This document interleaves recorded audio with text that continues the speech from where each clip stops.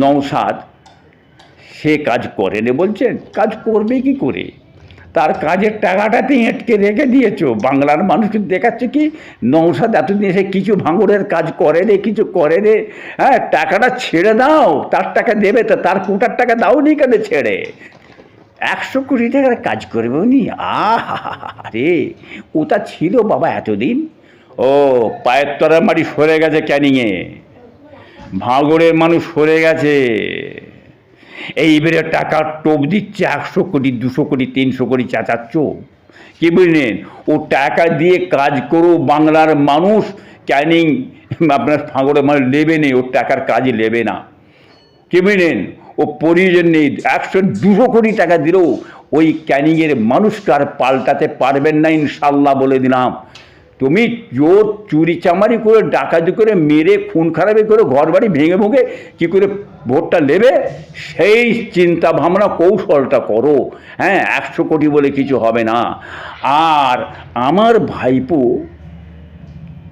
নওশাদ সে কাজ করেনি বলছেন, কাজ করবে কি করে? তার কাজের টাকাটাতেই আটকে রেখে দিয়েছো। বাংলার মানুষকে দেখাচ্ছে কি নওশাদ এতদিন এসে কিছু ভাঙড়ের কাজ করে রে, কিছু করে রে। হ্যাঁ, টাকাটা ছেড়ে দাও, তার টাকা দেবে তো, তার কোটার টাকা দাও নি কেন ছেড়ে? দেখো বাংলায় তোমার ভাঙড়ে কী কাজ করে দেখো, সেটাও বাংলার মানুষ জানে, আমরা জানি। কি বুঝলেন? ও এটকে দুর্নাম বদনাম করে কিছু হবে না। এখন আল্লাহ পাক রব্বুল আলামিনের খাস রহমত, চারিদিকে মানুষ চিনে ফেলেছে তোমার চালচলন। কি বুঝলেন? তোমার কার্যকলাপের ধোঁকাবাজিটা সব বাংলার মানুষ চিনে নিয়েছে। কি বুঝলেন? অতএব বাংলার মানুষ আইএসএফ হ্যাঁ বাম বাম করে ছুটছে, ঝড়ের মধ্যে কংগ্রেসকে ছুটছে।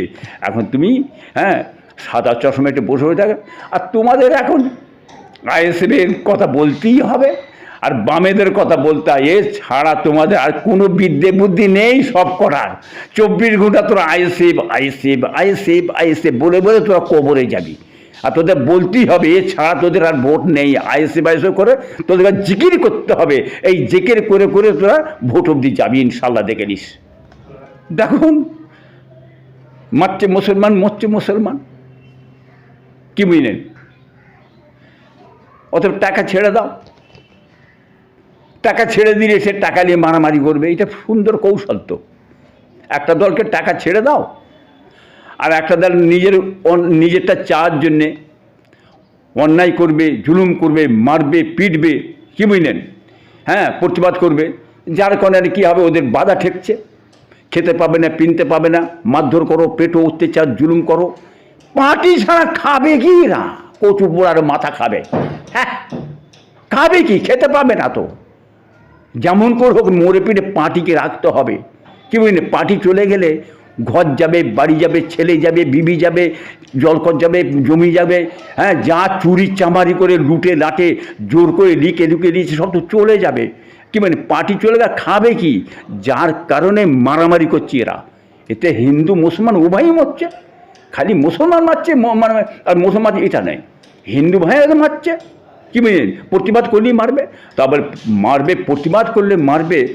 মেরে পিঠে কিন্তু প্রতিবাদ বন্ধ করা যাবে না, কোনো দিন পারে না। কারো ক্ষমতা পৃথিবীর নেই মানুষের প্রতিবাদ বন্ধ করতে পারে। তাহলে বামেদের প্রতিবাদ বন্ধ করতে পারত। বামেরা রাস্তায় আছে, বাজারে আছে, মাঠে আছে, ঘাটে আছে, তারা আন্দোলন চলেই যাচ্ছে, তারা মাটিই আছে, রাস্তায় আছে। হ্যাঁ, অতএব বন্ধ করতে পারবে না, কেউ পারবে। আইএসএফও বাবা মাঠে আছে, ঘাটে চারিদিকে ছুটছে। এইটাই তো তোমরা সহ্য করতে পারবে। যেমন করো, মিথ্যে করে দুর্নাম বদনাম, পেরো মারো পেটো, এই ছাড়া কোনো রকম কথা নাই। যত দুর্নাম বদনাম ক্যাচরা জিনিস এই তৃণমূল পার্টির মধ্যে ঢুকে গেছে। কি মানে দুর্নীতি থেকে এই তৃণমূল আজকে আরএসএসের হ্যাঁ এবং বিজেপির ঘরে হচ্ছে জন্ম হচ্ছে তৃণমূলের। আপনি তো অস্বীকার করতে পারবেন না। মমতা অস্বীকার করতে পারবে, বলতে পারবে আমি আরএসএস নয়? বলতে বলুন, জীবনে এতদিন পার্টি করছে, কোনো দিন আরএসএসের কথা একটা কথা মমতা বলতে পারে? ও সাহরা যায় বলতে বলুন দেখি? বলতে পারবে না, ক্ষমতা নেই। চ্যালেঞ্জ করে বলছি, বলতে বলুন, পারবে না। তবে বাংলার মানুষ জেনে গেছে তুমি আরএসএস, তোমার দলবলের নেতারাও আরএসএস। অতএব বাংলার মানুষ জেনে গেছে মুসলমানদের তোমরা কিছু করবে না। হ্যাঁ, আরএসএস এজেন্ডার মধ্যে আছে মুসলমানদের কোনো কাজ করা যাবে না, সংবিধান আইন বহির্ভূত কাজ করবে, ওরা অন্যায় কাজ করবে, ওরা যা ইচ্ছা তাই করবে। হ্যাঁ, অতএব ধর্ম এটা কি থাকবে না, কি মানে সমস্তকে ঈশ্বর করবে।